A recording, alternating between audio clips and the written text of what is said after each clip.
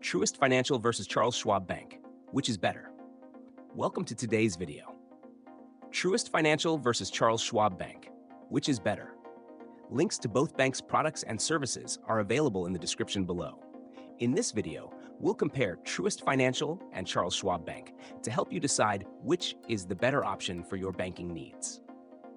Truist Financial is a traditional bank formed by the merger of BB&T and SunTrust, offering a broad array of services, including checking and savings accounts, mortgages, auto loans, and business banking. With a large network of branches and ATMs across the U.S., Truist provides an ideal banking experience for those who value in-person banking, in addition to online services. Their mobile banking app offers convenient features like bill pay, account management, and financial planning tools. Truist is perfect for individuals and businesses seeking comprehensive banking solutions with the option of face-to-face support when needed. Charles Schwab Bank, on the other hand, is a major player in the world of investment and financial services, with a primary focus on low-cost, high-quality banking.